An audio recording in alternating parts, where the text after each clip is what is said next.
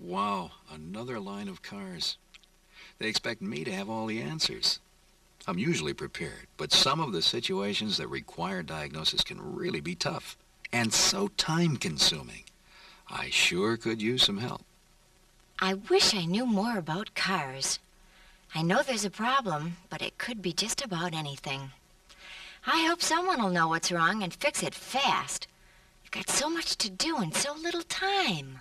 It's not an easy thing for a service advisor to translate a customer's explanation of a problem into a diagnosis in a time-saving manner. But there is a way, and that's what we'll be discussing as Pro Serv presents the Vehicle Diagnosis Reference Booklet.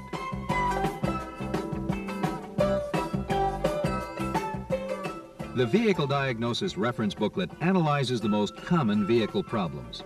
The booklet is the result of extensive research conducted by the Service Research Division of the General Motors Corporation. Known previously as the Vehicle Diagnostic Guide, we've taken the liberty to change the format to a reference booklet for easy use and accessibility. The reference booklet has been designed to enable you, the service advisor, to identify the various problems and their probable causes as they relate to each vehicle problem area. It's meant to be a communications aid to help you present the customer situation to the technician in an understandable manner. Also, the booklet is a thought starter for you in working with the customer to find the source of the problem in a time-saving way. Before we look at the reference booklet, let's first define the word diagnosis as it applies to you, the service advisor. In your job, the more thorough diagnosis you can perform, the better for all concerned. In doing so, you, the service department, the customer, and the entire dealership will benefit. Let's face it, you don't always have the time or the necessary equipment to perform extensive diagnosis. However, whenever possible, through visual inspections and careful questioning, you may be able to pinpoint the most likely probable causes for a given problem. The Vehicle Diagnosis Reference Booklet will help you accomplish this goal. It is also important to understand that the Vehicle Diagnosis Reference Booklet does not include every kind of problem you might encounter, nor does it replace the important diagnostic information found in shop manuals and other pieces of service literature. Remember, it's meant to be a technical communications aid, covering the most common diagnosis situations and probable causes. Now, let's take a look at the reference booklet. The Vehicle Diagnosis Reference Booklet centers on the 10 most common vehicle complaint areas: engine performance, engine starting, noise under hood, noise in rear end, ride and handling, vibration, power steering, brakes, automatic transmission, and heater air conditioning. It further breaks down these common vehicle complaint areas into specific descriptions of the various problems that are common for each area. For instance, under the heading of brakes, problem descriptions include pulsating, shudder, low pedal, high effort, pulls, grabs, fade, noise. For each of these descriptions, the booklet identifies probable causes for the problem. In the case of brake noise, it could be worn, glazed linings, dirt, or loose broken parts. Or if the customer complains that the brakes pull or grab, the problem could be caused by foreign material on lining, worn linings, broken weak return springs, or stuck wheel cylinder caliper piston. The probable causes common to each problem area are broken down in a similar manner. Basically, that's what the Vehicle Diagnosis Reference Booklet is all about. The booklet, in summary, consists of 3 major headings. 1, general problem area. 2, problem description. 3, probable cause. Let's look at a simple problem to see how it can be used. Mrs. Brown informed the service advisor that when she accelerates, the rear end of her car sounds like there's a string of tin cans being dragged down the street. This very non-technical clue was translated by the advisor to mean a noise in rear end problem. In checking the Noise in Rear End section of the booklet, the service advisor locates rattle on acceleration or bumps under problem description. He discovers that the probable causes could be the muffler, tailpipe, shocks, or articles in the trunk. Some of these items can be detected by visual inspection, and sure enough, it's a loose tailpipe. This, of course, is a simple example. Later in the program, we'll show you how to use the reference booklet in a more complex situation. But first, let's analyze how the booklet will help you in the workplace. Once you see the benefits, you'll want to keep the vehicle diagnosis reference booklet handy at all times. The booklet is an important communications tool for you in linking the customer with the technician. The word communications cannot be stressed enough. How will the reference booklet help you to communicate? By acting as your translator in converting the language of the customer, as we saw in the short illustration, into the technical language of the technician. The result is a common language shared and understood by all. By translating the customer language into an accurate repair order description, you will aid the technician. By listing the probable causes of the customer's problem, you have provided the technician with a starting point for further diagnosis. This saves you and your customer time and money. Please note on this repair order that spark plugs, high energy ignition is specified. The reference booklet shows spark plugs followed by points, /HEI in parenthesis. Whenever this notation appears in the booklet, it means it could be one thing or the other, depending on the vehicle or situation. In our example, it was spark plugs on high energy ignition vehicles. Keep this fact in mind when reading the booklet. Since you are the primary source of information for the customer, the reference booklet will assist you in establishing your service credibility, which leads to customer confidence. They'll recognize you as a professional they can trust. Using the diagnostic material presented in your reference booklet, plus effective customer questioning methods, will enable you and the customer to get at the source of the problem efficiently and in a time-saving manner. For a refresher, you might review the Pro Serv unit on customer questioning techniques, which presents a detailed procedure for effectively questioning the customer. In review, the program suggested 4 sets of questions to ask the customer in any situation to arrive at a solution to a problem. Begin with a series of general background questions to find out when the problem started and to establish the repair history of the car. Questions like, have you recently had a similar problem? Or, when did you first notice the problem? Direct your next set of questions at identifying the symptoms. Do you hear, feel, or smell something? Then get specific. Ask questions to find out when the problem occurs. For example, when starting or stopping, at all speeds, or under what driving conditions. Finally, ask questions to discover where it happens, under car, under hood, in front or back.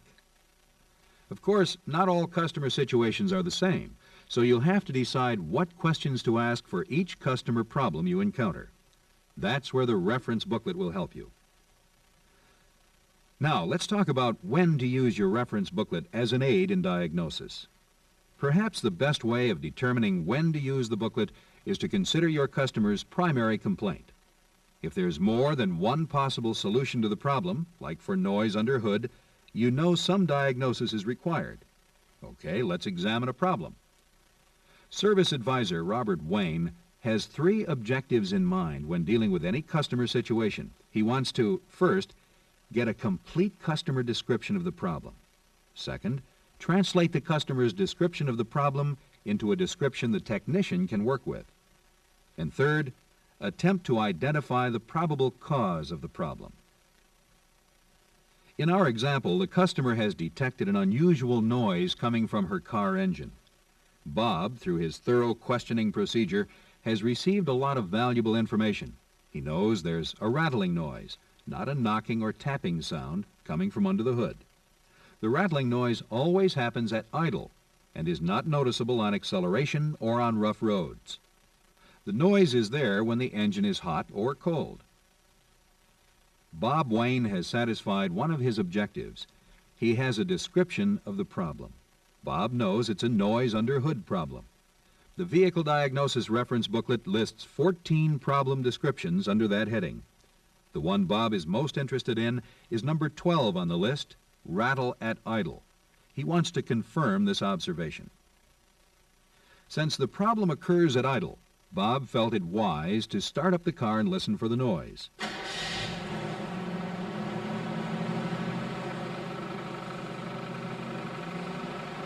He soon discovers that, indeed, there is a definite rattle under the hood. Service Advisor Bob Wayne has converted the customer's explanation into a technical description of the problem: noise under hood, rattle at idle. Now for his third objective, identifying the probable cause. Again, Bob consults the Vehicle Diagnosis Reference Booklet and notes, under the probable cause heading, that a rattle at idle could be caused by a problem with the heat riser, water pump, air cleaner, loose pulleys, exhaust system, loose accessories. Bob realizes most of the probable causes in this situation can be visually checked out. He senses that the problem is more than likely a loose component. With the engine shut off, Bob first inspected the exhaust system. Everything checked out there. He further discovered that the air cleaner was firmly in place and that all the pulleys, belts, and attachments were secure. However, when Bob checked the fan, he found it was loose, which strongly indicated a worn bearing in the water pump. He is confident that the problem has been found. Based on his visual inspection, Bob has shown on his repair order that for this noise under hood problem, the technician should check the water pump. Bob has made sure the customer understands not only the problem, but also the probable causes. He thinks it's important to keep his customers informed and knowledgeable on what has to be done. He likes to show the reference booklet to his customers. It gives them confidence that the job will be done right. It also enables him and the customer to agree on what the problem might be. In our example, a visual inspection at the write-up desk was possible. The solution was found without taking up a great deal of time. However, as was mentioned earlier, this is not always possible. For really tough diagnostic situations, like those involving engine performance, it's difficult to do any diagnosis without having the necessary equipment. The purpose of the reference booklet in this case is to help you steer the technician in the right diagnostic direction. Note that for engine performance, the listed problem descriptions are further broken down into short explanations of the condition.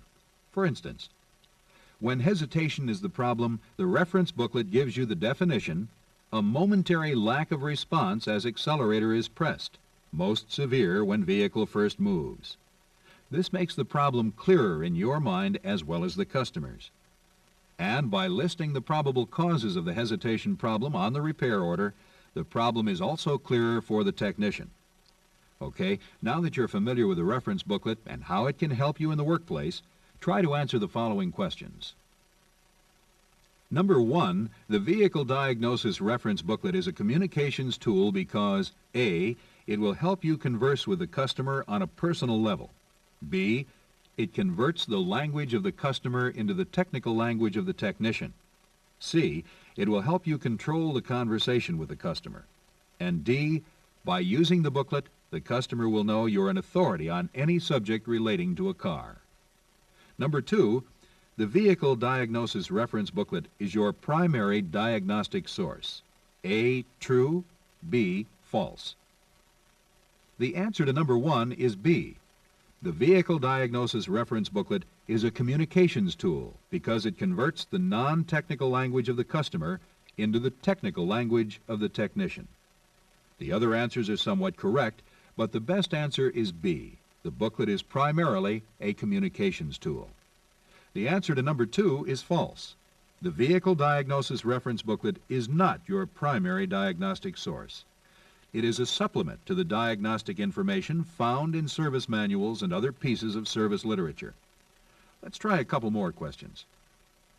Number 3, the Vehicle Diagnosis Reference Booklet should be used A, when you have exhausted all other possibilities, B, only when time is a problem, C, when some diagnosis is required, D, both A and B, And number 4, most of the probable causes listed in the reference booklet can be visually inspected at the write-up desk. A, true, B, false. The answer to number 3 is C. The vehicle diagnosis reference booklet should be used when some diagnosis is required. And the answer to number 4 is false. You won't be able to visually inspect all the possible problem causes. However, those that can should be checked out. The Vehicle Diagnosis Reference Booklet will serve as an important diagnostic tool for you. It will cut some of those problem-solving corners, the things that eat up important time for you, your customer, and the technician. It might not be so hard to face that line of customers in the morning, and it will help erase any doubts the customer might have in the ability of your dealership to fix the car right and on time. Before we go, just a word on what's coming up in your next Pro Serv. As you are aware, your role as a key communicator has been stressed in previous Pro Serv units. That important role includes properly filling out a repair order. The next Pro Serv will cover that vital subject in detail. Watch for it.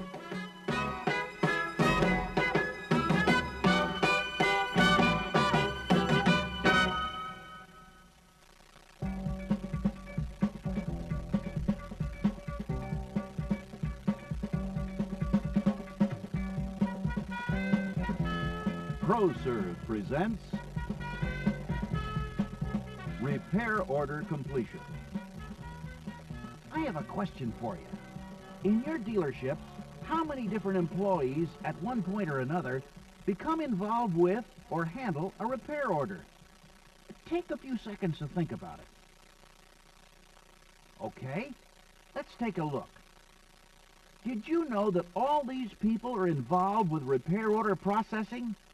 The customer, service advisor, dispatcher, technician, parts department, cashier, warranty clerk, shop foreman, shop manager, accountant, business manager, sublet operations, body shop, file clerks, car porters, customer follow-up clerks, and many others in a typical dealership. And let's not forget dealership management itself. The repair order is the single most important communications document in your dealership operation. Hi, my name is Robbie Repair Order. As you can see, I'm a vital part of every dealership. All those people depend on me to do the job effectively. Wow, I got a lot of responsibility. For instance, as a repair order, I'm a contract between the owner and the dealership. I'm also a customer purchase order and an accounting record of labor and materials sold. I also transmit handling instructions covering billing, delivery, and the like. I work with a technician, parts department, and dispatcher to get the job done right. That's why I'm such an important communications tool. I can't wait to get started.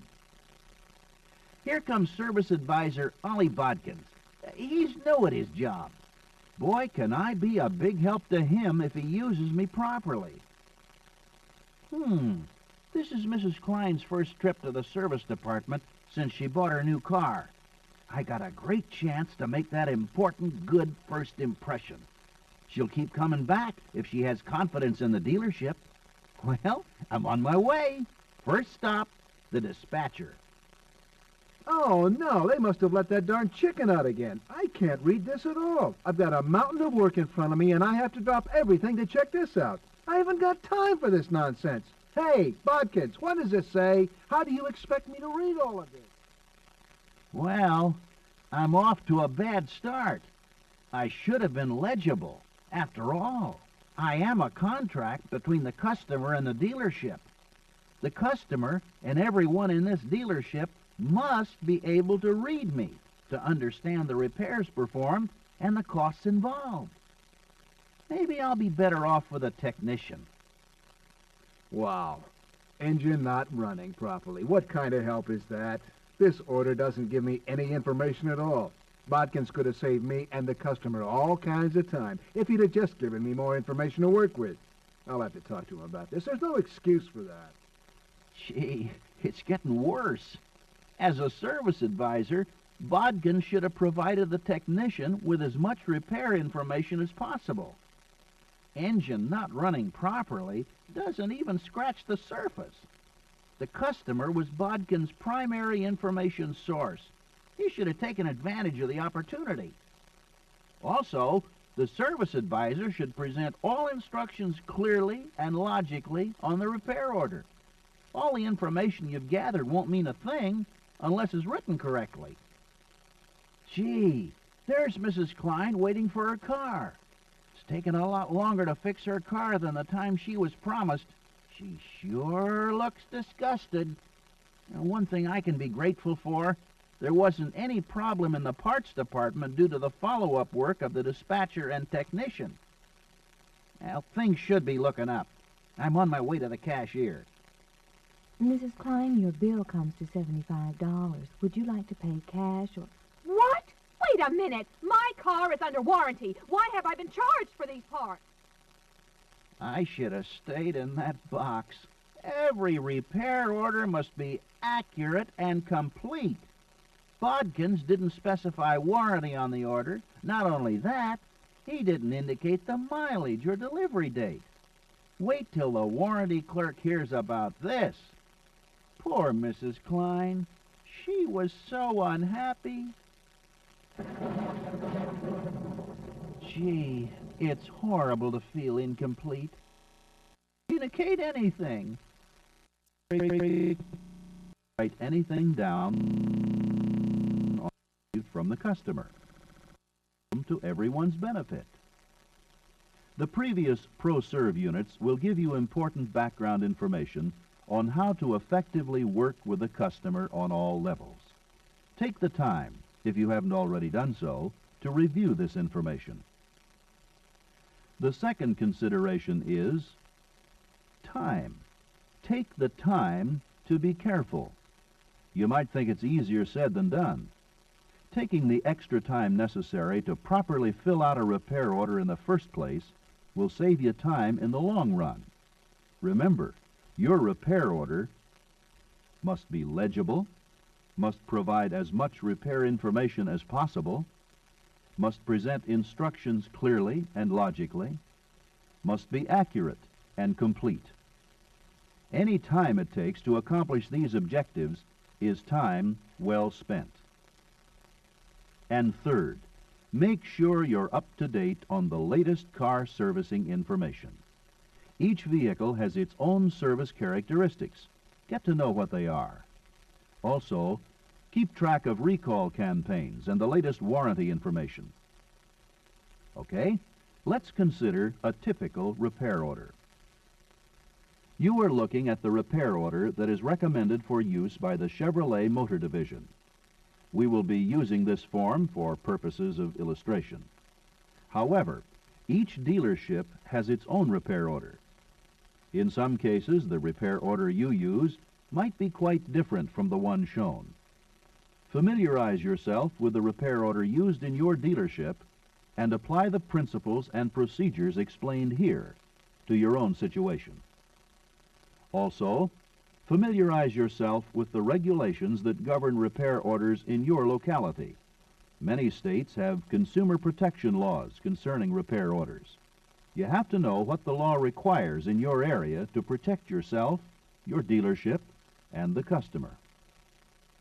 For instance, some states require that the customer, 1, receive a written estimate of cost before repairs costing $20 or more are performed, or upon request on repairs under $20. 2, receive a detailed invoice, final bill, after repairs are done. 3, have the option of getting old parts back which were replaced in servicing. Now let's consider the procedure for filling out the repair order. We'll only discuss the areas of the repair order that pertain to the service advisor. The highlighted areas in this visual are usually handled by other personnel in the dealership: the parts department, the cashier, the accountant, the shop foreman, or the service manager. You, as a service advisor, will be concerned with the areas highlighted in blue. However, familiarize yourself with the other sections for a basic understanding of everyone's job function as it relates to the repair order. For purposes of illustration, we have divided the order into blocks so you can systematically fill in each section. Block numbers 1 and 2 concern personal information on the customers. For Block 1, fill in the name, address, city, state, and zip code of your customer.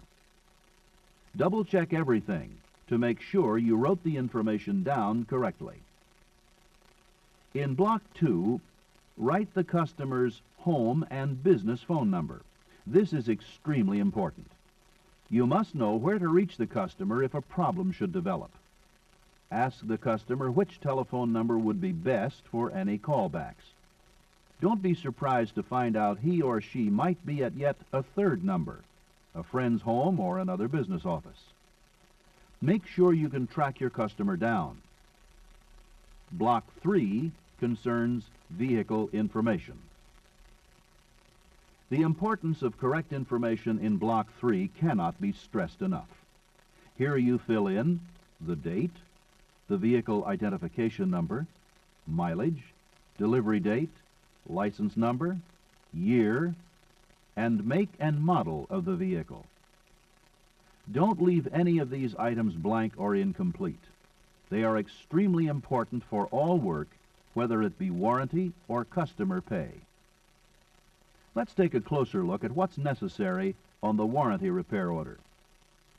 As any warranty clerk will tell you, the vehicle identification number, mileage, and delivery date are critical when filling out a warranty claim. So much so that in order to make sure the VIN number is correct, Chevrolet has included in their customer warranty package VIN stickers that you can secure to the repair order.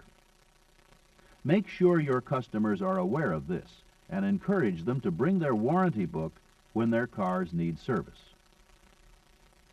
Warranty information as it applies to the repair order is contained in the Chevrolet Service Policies and Procedures Manual.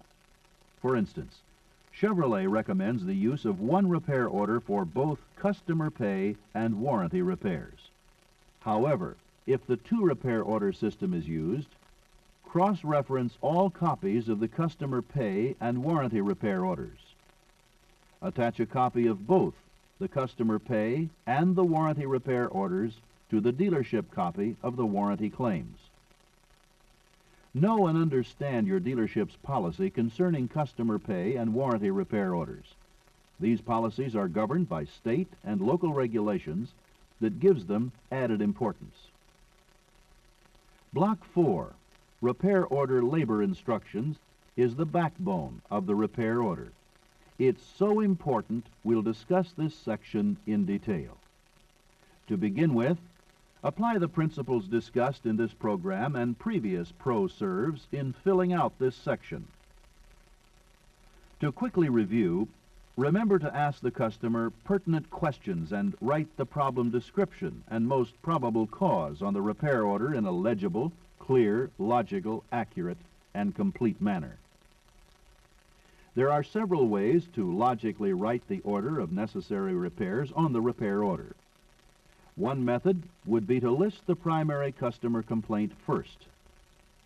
Another would be to list the most time-consuming repair first. There are other methods. The point is, you should have a system of orderly listing the repairs on the repair order. Let's look at an example. In our situation, the customer's primary complaint was that his car was hard to start. After discussing the problem with the customer, the advisor notes cranks slow, clicks on the order, and lists the probable causes for the problem. Since the actual problem cannot be determined, the customer has asked the advisor to call him as soon as the exact problem is found. The customer has also asked that a safety recall be performed. The advisor notes the recall campaign number in this section. As a service advisor, you must check every vehicle for any open recall campaigns. Read dealer product campaign bulletins on the subject and utilize the Computer Recall Identification System known as CRIS for prompt printout of recall information. Make sure to record the recall campaign number for possible future reference. An additional notation in this section concerns vehicle damage. You should visually inspect the vehicle prior to servicing for any body damage and show your findings on the repair order. Inform the customer that you have noticed the damage. This practice protects you and the dealership from a potential customer complaint that the damage was done while the car was in the shop. It also benefits the customer. They might not have realized there was body damage. Don't be surprised if they okay repair. In our example, the customer has also requested a tire rotation. The advisor notes this service request in Block 5 of this repair order. This section contains a listing of the most common vehicle maintenance operations with a place for specifying the needed service. The labor column of this section is usually filled out by the cashier. The cost involved for the tire rotation is reflected in the total customer cost estimate. There is one more block concerned with service-related information. Block 6 provides for the engine number, transmission number, and axle number. These blanks could be filled out by either the technician or the service advisor, depending on dealership policy. When service is performed on these key components, the appropriate numbers should be filled out on the order. This concludes the service information sections of the order. Once a cost estimate can be determined for the service work to be performed, this information appears in Block 7 of this order.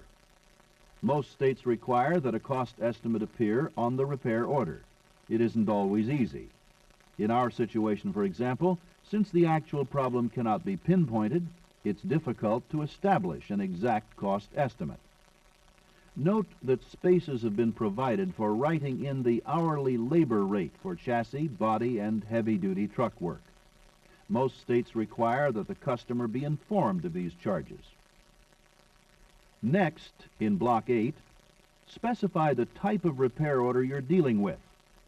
In our example, it's a customer pay repair order, but it could have been a warranty as well as an internal order. Internal orders usually apply to dealership-owned vehicles. Also, indicate the customer's method of payment. This practice might be done by the cashier in your dealership. In Block 9, enter the vehicle hat or tag number, the time promised for completion of repairs, and a notation as to whether or not the customer wants to be called when service is complete. Needless to say, time promised should be considered with more than just idle thought. Make sure it's a realistic time that would include considerations like further diagnosis, quality checks, and road tests. If there are any time changes, make sure the customer is notified. The blank for date released is the last service item that will be filled out on the order. This information should appear on the repair order when all work has been completed. Block 9 is also the service advisor's identification block. Make sure you sign, initial, or note your identification number in this space. Remember to sign before the customer. The customer's signature appears in Block 10. Before your customer signs the repair order, take the time to make sure the repair order is legible, clear, logical, accurate, and complete. This ensures little or no reference back to you before the job is completed, unless something changes the original instructions or intent. In our customer example, the technician has determined the problem to be a faulty starter. The advisor has called the customer back for an okay to proceed with service. The customer okayed the work and the revision of the original cost estimate. Note that the customer's name, the time called in or out, and the Social Security number are identified on the order. Make sure on all callbacks that you ask for the owner of the vehicle. The customer's Social Security number is a good double check that you've received an okay from the owner. Using the number protects your dealership because you can prove that you've acquired customer authorization. It also protects the customer because it ensures that no one else can change their repair order. Following the customer okay, the advisor has noted replace starter in Block 4, labor instructions of the repair order. He has also noted that the old starter should be retained for customer inspection. You should ask the customer whether or not they would like to inspect the faulty parts after servicing. Noting their decision on the repair order will clue the technician to return the part. Remember, when service has been completed, the date released blank, which we discussed earlier in the program, must be filled out by the appropriate individual in your dealership. Don't lose sight of the fact that the repair order is an important communications tool. The way you prepare it will have an effect on everyone in the dealership in the way they perform their jobs. Now that you know the ins and outs of repair order completion, try answering the following questions. Number 1. When considering repair instructions, it's very important to A. Always write the customer's primary complaint last. B.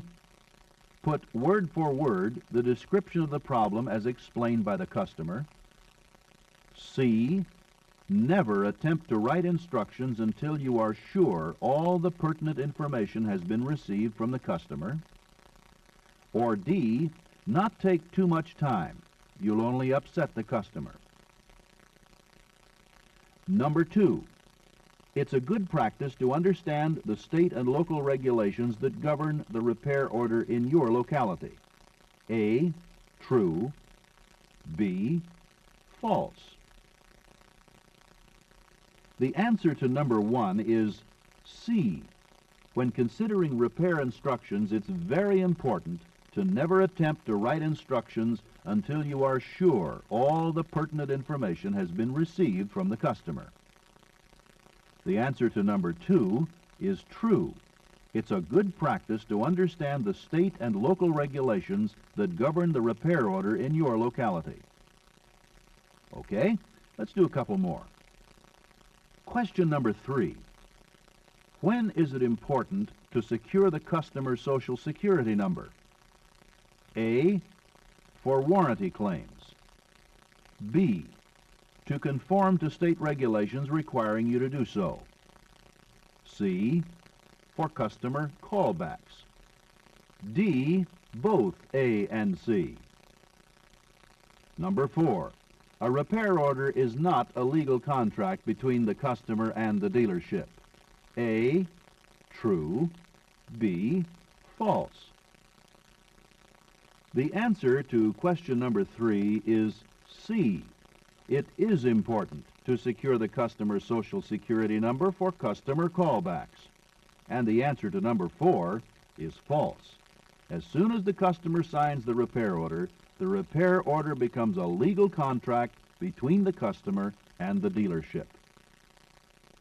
This concludes our program on repair order completion. Your next Pro Serv will consider service selling activities. Many opportunities for customer sales arise during service write-ups. The next Pro Serv will discuss the various approaches to selling service that you can utilize at the write-up station.